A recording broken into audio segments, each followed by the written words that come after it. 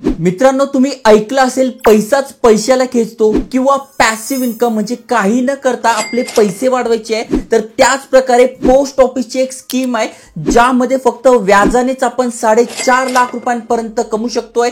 जय महाराष्ट्र मित्रांनो, पुन्हा एक महत्त्वपूर्ण फायनान्शियल व्हिडिओमध्ये तुमचं स्वागत आहे. मित्रांनो, अनेक जणांना इन्व्हेस्टमेंट करायची आहे, त्यातल्या त्यात सेफ इन्व्हेस्टमेंट करायची आहे, तर लोक एफडी कडे वळतात. पण पोस्ट ऑफिसच्या काही अशा स्कीम आहेत ज्या आपल्याला एफडी पेक्षा जास्त रिटर्न देतात आणि एफडी सारख्या सुरक्षित आहे. म्हणजे जर का आपण एसबीआय बँकेमध्ये एफडी करतोय तर आपल्याला 6.5% व्याजदर मिळते. पण जर आपण या योजनेमध्ये इन्व्हेस्टमेंट करतोय, इथे जर आपण अकाउंट ओपन करतोय तर इथे आपल्याला 7.5% व्याजदर मिळतं. म्हणजे टोटल 1% जास्त मिळतो. तेवढंच सेफ आहे. त्यामुळे म्हणालो जबरदस्त स्कीम आहे. कुठली स्कीम आहे तर पोस्ट ऑफिसची टाइम डिपॉझिट स्कीम बद्दल माहिती सांगतोय. या स्कीम मध्ये जर आपण इन्व्हेस्टमेंट करतोय तर पहिला फायदा असा आहे की फक्त 1000 रुपयांपासून आपण गुंतवणूक करू शकतोय.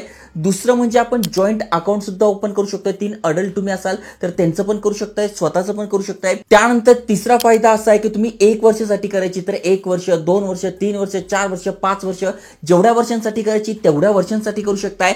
चौथा बेनिफिट असा आहे की ते आपल्याला टॅक्स डिडक्शन सुद्धा मिळतं, म्हणजे टॅक्स बेनिफिट सुद्धा मिळतं. जर आपण एफडी मध्ये इन्व्हेस्टमेंट करतोय तर 10% आपल्याला इथे टीडीएस भरावा लागतो, पण इथे आपल्याला डायरेक्ट टॅक्स बेनिफिट सुद्धा मिळतं. त्यामुळे जबरदस्त स्कीम आहे. अनेकांना इन्व्हेस्टमेंट करायची आहे, कारण की अनेक रिटायर पर्सन आहे किंवा अनेकांकडे कुठून पैसे आलेले आहे, ते तुम्हाला सेफ जागी इन्व्हेस्टमेंट करायची आहे आणि त्यातून तुम्हाला पैसे सुद्धा कमवायचे आहे. तर नक्की तुम्ही ही योजना विचारात घेऊ शकताय, कारण की फायनान्शियल नॉलेज इन मराठी या सिरीज अंतर्गत भारी भारी ऑपॉर्च्युनिटीज माहिती तुम्हाला सांगतो आहे. त्यामुळे नक्की व्हिडिओ बघा. कशा प्रकारे अप्लाय करायचं, कोण कोण अप्लाय करू शकतोय, काय टर्म्स अँड कंडिशन आहे त्या पण मी तुम्हाला सांगणार आहे, जेणेकरून तुम्हाला ठरवायचं आहे इन्व्हेस्टमेंट करायची की नाही.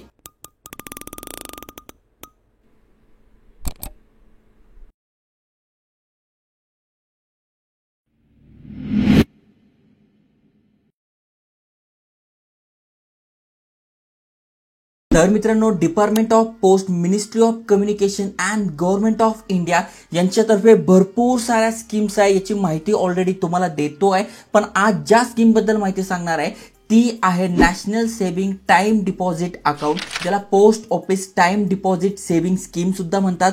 फायदा काय तर बघा, फक्त 1000 रुपयांपासून आपण इन्व्हेस्टमेंट सुरू करू शकतोय आणि मॅक्झिमम किती पण करू शकतोय. मग 1 लाखाची करा, 2 लाखाची करा, 5 लाखाची करा, 10 लाखाची करा, 1 करोड, 2 करोड, मॅक्झिमम किती पण करू शकतोय आणि कमीत कमी 1000 रुपये करू शकतोय. आता इथे बघा सध्या किती रेट चालू आहे तर 7.5% इथे व्याजदर मिळते आणि एका वर्षासाठी जरी तुम्ही करताय तर 6.9% मिळतंय. आणि जर आपण एसबीआय मध्ये जरी करायला गेलो तर एसबीआयचं बघा तुम्ही किती आहे, 6.25% आहे. ओके, आणि तुम्ही किती 5 वर्षासाठी जरी करायला गेले तर 6.5% मिळतात. पण या पोस्ट ऑफिसमध्ये आपल्याला इथे 7.5% मिळतात, जी की एक जबरदस्त अपॉर्च्युनिटी आहे, जिथे आपले पैसे वाढणार आहे आणि तेवढेच सेफ सुद्धा राहणार आहे. आता हे अकाउंट कोण कोण ओपन करू शकताय तर बघा, तुम्ही सिंगल अडल्ट आहात ओपन करू शकताय, दोघं मिळून करू शकताय जॉईंट अकाउंट, किंवा तिघं मिळून सुद्धा तुम्ही जॉईंट अकाउंट ओपन करू शकताय. ओके, आणि जर तुमचा मुलगा मुलगी आहे 10 वर्षापेक्षा लहान आहे तर ॲज अ पालक सुद्धा त्याच्या नावाने अकाउंट ओपन करू शकताय.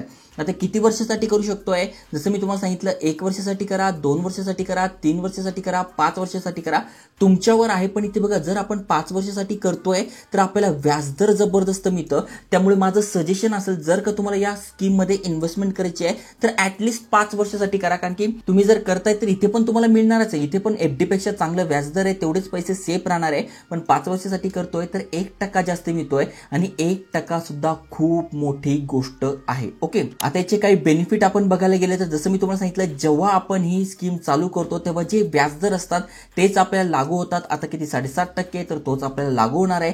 त्यानंतर आता हे जे व्याजदर आहे ते दर 3 महिन्यांनी कॅल्क्युलेट होतं, पण वर्षाच्या शेवटी आपल्याला ती अमाऊंट जमा होते. म्हणजे वर्षाच्या शेवटी आपल्याला ते व्याजदर जमा होतं. ओके, म्हणजे समजा जर तुम्ही आज 1 तारखेला या स्कीम मध्ये पैसे टाकले तर यापासून 1 वर्षानंतर ते व्याज आपल्याला मिळणार आहे. ओके, 18 वर्षावरील कुठलाही व्यक्ती या स्कीम मध्ये पैसे गुंतवू शकतोय, इथे इन्व्हेस्टमेंट करू शकतोय. महत्वाची गोष्ट म्हणजे 5 वर्षासाठी जर आपण गुंतवणूक करतोय तर ATC अंतर्गत आपल्याला टॅक्स बेनिफिट सुद्धा इथे मिळतात, जी की एक चांगली गोष्ट आहे. ओके, आणि पोस्ट ऑफिस अंतर्गत टाइम डिपॉझिट योजनेतनं आधी जर आपण पैसे काढले तर पॅनल्टी बसू शकते.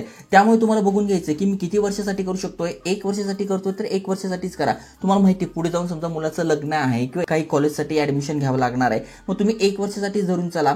तुम्हाला माहिती 5 वर्षामध्ये माझं काही मेजर एक्सपेन्सेस येणार नाही आहे. हे 2 लाख रुपये माझे पूर्णपणे सेव्हिंग राहणार आहे. मग ते सेव्हिंग करून बँकेमध्ये 3-4% व्याजदर घेण्यापेक्षा तुम्ही ते डायरेक्ट 7.5% व्याजदर घेऊ शकताय आणि हाच याचा फायदा आहे.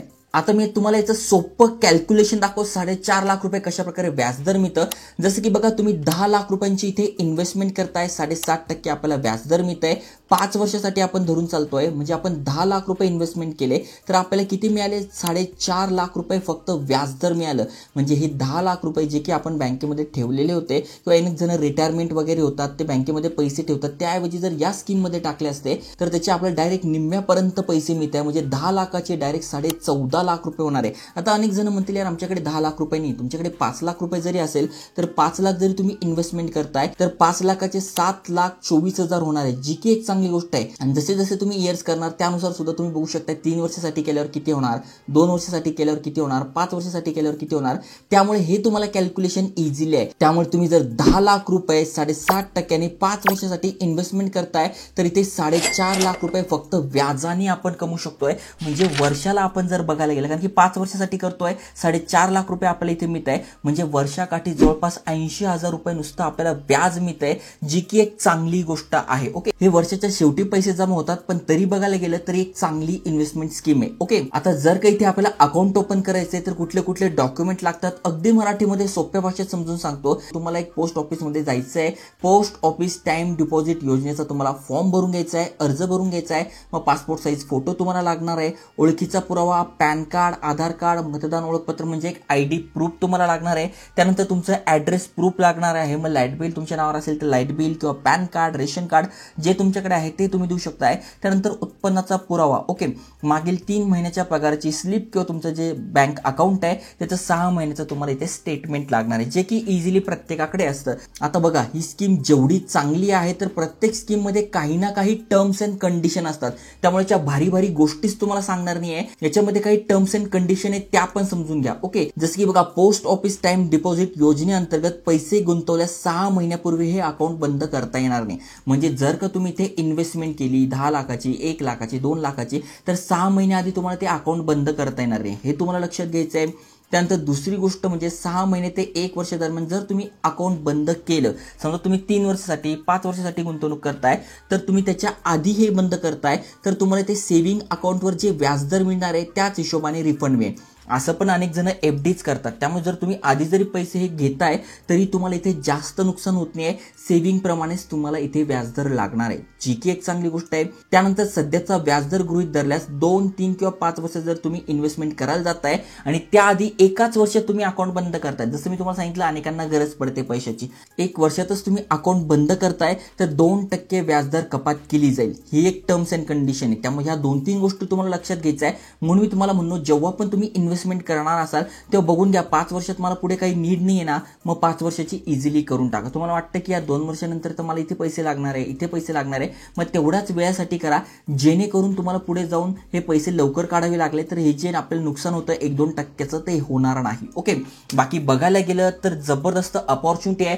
पैसे असेच ठेवून राहण्यापेक्षा किंवा तुम्ही चांगली इन्व्हेस्टमेंट करताय, दर महिन्याला तुम्ही काही पैसे जरी काढून ठेवताय आणि ते जरी तुम्ही इन्व्हेस्टमेंट करताय तरी तुम्हाला इथे चांगलं अमाऊंट मिळणार आहे, चांगलं व्याजदर मिळणार आहे. त्यामुळे जे इंटरेस्टेड आहे ते नक्की बघू शकता. ही जस्ट तुम्हाला इन्फॉर्मेशन दिली, तुमच्यावर आहे तुम्हाला इन्व्हेस्टमेंट करायची की नाही. आणि आपल्या चॅनलवर आपण असे अनेक सारे फायनान्स व्हिडिओज आणतोय, त्यामुळे नक्की याचा फायदा घ्या. व्हिडिओ आवडला तर लाईक करा. जय हिंद, जय महाराष्ट्र.